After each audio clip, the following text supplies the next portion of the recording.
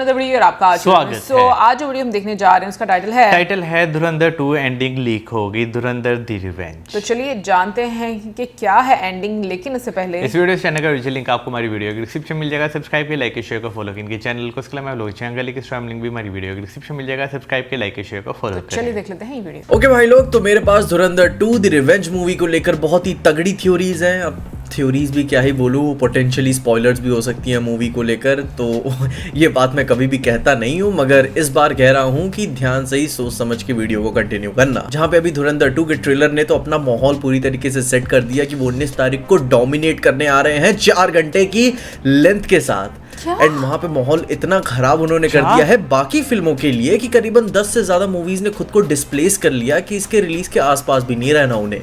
जहां वो नंबर्स की बात तो अपनी जगह पे अलग है, उसके बारे में अलग से एक डेडिकेटेड वीडियो में बात करेंगे, मगर अभी जो हमें ट्रेलर में कुछ शॉट्स दिखाए गए हैं उस पे बड़ा गौर किया जाना चाहिए, क्योंकि हमें पता था कि करीबन 1 महीने पहले ही मूवी की एडिशनल शूटिंग हुई है जिसमें कि कई सारे एक्टर्स एंड सीन्स भी लीक हुए थे एंड वो ऑलमोस्ट सारे सीन्स हमें ट्रेलर में देखने को मिल गए।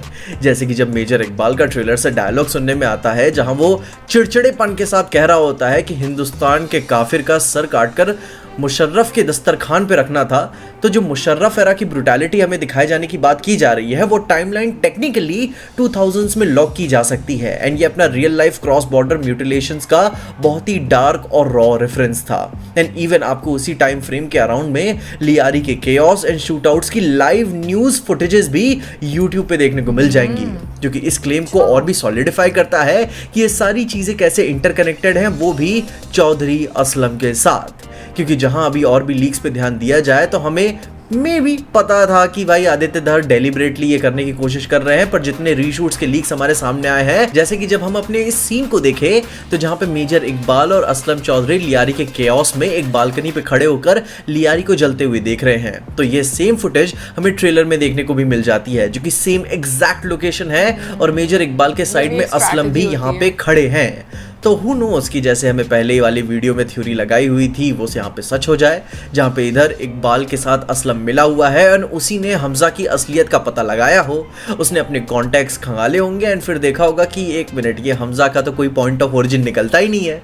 एंड उसी के साथ अब इधर अपने सेकेंड सीन को देखें तो जहाँ हमें एम्बुलेंस वाला लीक देखने को मिलता है एंड ये भी ट्रेलर में दिखा दिया गया है, जहाँ पे एसपी असलम शायद रहमान को मारने के बाद बलोचों को मार रहा हो, क्योंकि बंदा अंदर से पूरी नफरती करता है बलोच लोगों से, तो उसे ऐसे ही थोड़ी ना किसी को भी जाने देगा।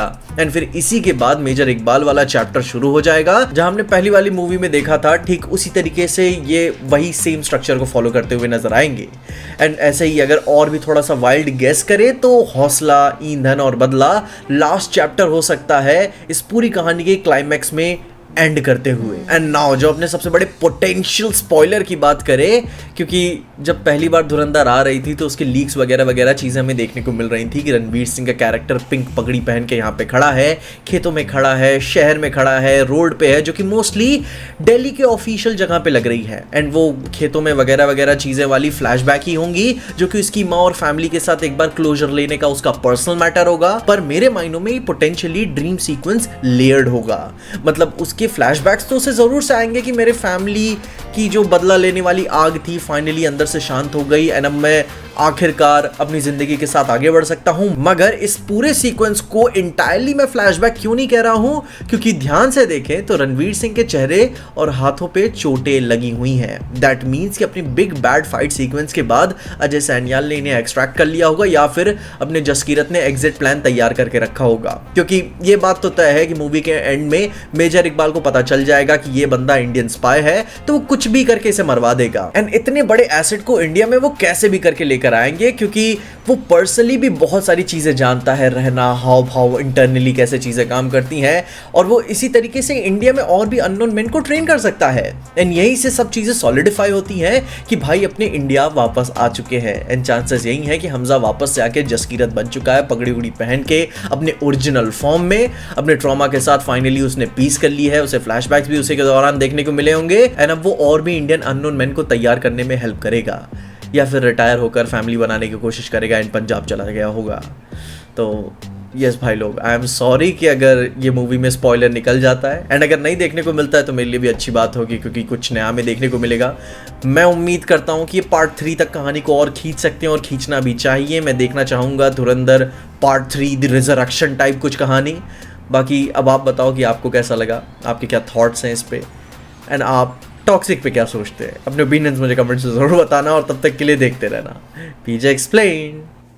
वैसे मुझे लग रहा है धुरंधर ने ना एक ऐसा फैन बेस तैयार कर लिया ना, जहाँ पर लोग एक एक करेक्टर को ना डिस्कस कर रहे हैं और बहुत ज़्यादा इन्वॉल्व होकर उसके साथ आपको एक डिस्कशन नज़र आती है, एक अनुमान नज़र आता है कि ये सीन है, इसको इसके साथ अगर लिंक करें, उस कैरेक्टर को उसके साथ लिंक करें तो क्या पॉसिबल होता है।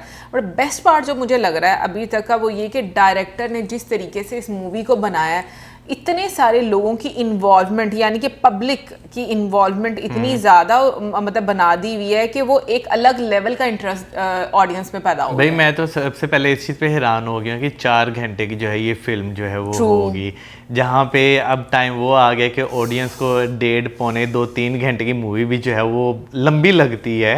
4 घंटे की मूवी, अब इस मूवी में मुझे लगता है बहुत ट्विस्ट एंड टर्न्स जो है वो होंगे, क्योंकि 4 घंटे एक छोटा टाइम तो होता नहीं है कि भाई आपके हाँ बस ठीक है गुजर जाएगा, उसमें देख लेंगे जो भी होगा। ट्विस्ट एंड टर्न्स आपको बहुत ज़्यादा देखने को मिल सकते हैं, और एंडिंग मुझे लगता है कि थोड़ी सी अनएक्सपेक्टेड होगी। अगर पहले लीक बाहर निकले हैं ना, तो वो लीक एवं नहीं निकलते, वो कहीं ना कहीं जो है ना एक क्यूरियोसिटी पैदा करने के लिए जो है मार्केटिंग स्ट्रैटेजी रहती है, कैसे हाइप बनाकर रखनी हाइप बना के रखनी है। वो क्यूरियोसिटी जो है ना वो पब्लिक के अंदर जो है वो जिंदा रहे, वो उस चीज़ को जो है वो देखें। तो मुझे लगता है कि पता नहीं पार्ट 3 आएगा कि नहीं आएगा, लेकिन एंड जो है ना वो बड़ा ट्विस्टिंग होगा, क्योंकि हम मोस्टली जो है ना स्पाई मूवीज़ मैंने जितनी भी इंडिया की जो है वो देखी हैं, उनमें एंड मोस्टली मैंने यही देखा है कि एकदम से जो मेन कैरेक्टर होता है वो गायब हो जाता है, और कुछ अरसे बाद जो है ना वो फिर मंजरे आम पर जो है वो आता है। देखो हाँ। मैंने इस तरह यानी कि मोस्टली जो है स्पाई मूवीज़ में जो इंडिया की बनती हैं वो उसमें मैंने देखा है। तो पब्लिक रिव्यू हम लोगों ने धुरंधर 1 के देखे ना, तो उसमें यही बात बोली गई थी कि बाकी स्पाई मूवीज में और इस मूवी में बहुत डिफरेंस है। हाँ। ये बहुत रियलिटी के क्लोज आपको फील होती है। बाकी स्पाई मूवीज में बहुत ज़्यादा मिर्च मसाला, ड्रामा और ग्लैमर ऐड कर दिया जाता है, ये उससे अलग है। तो उसके लिए तो हमें सबसे पहले धुरंधर 1 देखनी पड़ेगी, फिर से ये आइडिया होगा। लेकिन एक चीज़ जो मुझे बहुत अच्छी ये लग रही है कि तुम देखो कि ऑल्दो ये चीज़ भी पता चल चुकी है कि 4 घंटे की मूवी होने वाली है, उसके बावजूद थर्ड पार्ट के लिए एक स्क्रीन बन सकती है, और एक चाह है कि थर्ड पार्ट भी उसका आना चाहिए। तो ये चीज़ जो है ना वो मुझे लग रहा है कि डायरेक्टर की बड़ी इंटरेस्टिंग है कि जिस तरीके से वो एक इंगेजमेंट लेकर आ रहे हैं कैरेक्टर्स के थ्रू, और जो स्टोरी लाइन है उसके थ्रू, क्योंकि धुरंधर 1 ने वाकई में एक बवाल मचाया है। चाहे हम म्यूजिक की बात करें, चाहे हम स्टोरी लाइन की बात करें, चाहे हम हर कैरेक्टर की बात करें।